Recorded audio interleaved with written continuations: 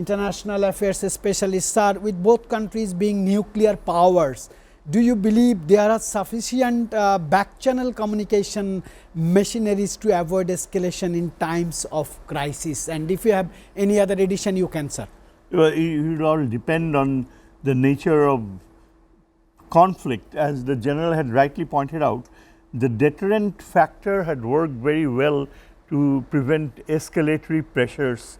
I would like to compliment the Pakistani air power for the way they managed to downgrade the capabilities of the so-called superior Rafale fighter jets. The Indians had not anticipated that the Pakistani air power would really focus on dismissing the, forcing out from the sky the Indian aircraft from a distance of maybe around 200 kilometers. And this encounters between the two countries have made dogfights look obsolete. You could just get rid of enemy aircraft with superior support from the intelligence that Pakistan received with Chinese support. Now, the myth of Indian superiority is broken. It has brought about such a huge qualitative change in India-Pakistan's defense configuration. As the general had said, the deterrent aspect of this Indo-Pakistani nuclear relationship requires that the two countries should immediately get into a meaningful dialogue. And what really has been extremely damaging over the years has been this Indian categorization of Pakistan as a terrorist country. It is really, it's time for Pakistan to insist that it's India that thrives on state terrorism. The more, and right now the Indian foreign minister has landed in China after quite a long gap, and again he might play the same game of trying to portray Pakistan as terrorist.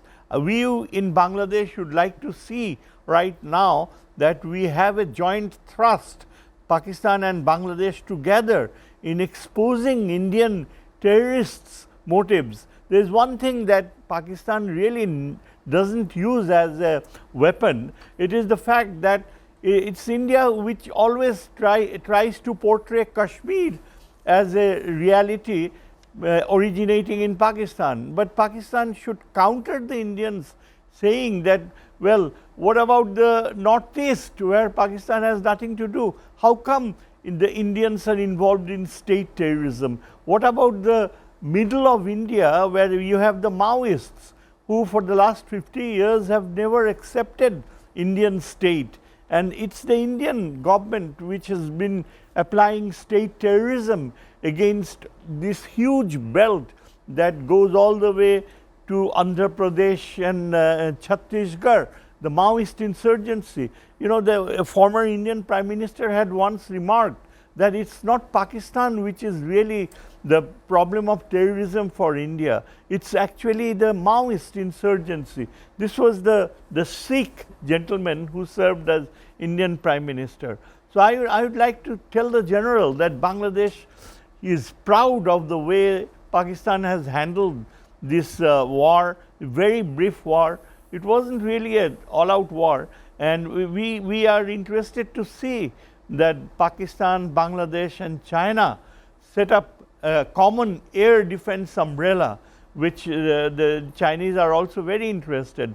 This is absolutely crucial for not only Pakistan's future control over this entire regional area where it can project its power, especially even now in the Bay of Bengal.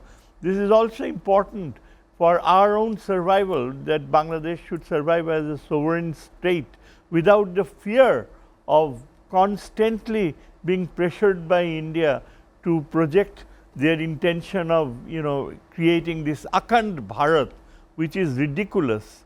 And this war, this exchange between India and Pakistan has opened up so much new frontiers to cooperate. I just want to see that we can have a dialogue between India and Pakistan very soon, and this dialogue would lead India to recognize that ultimately connectivity is the key to prosperity, regional prosperity.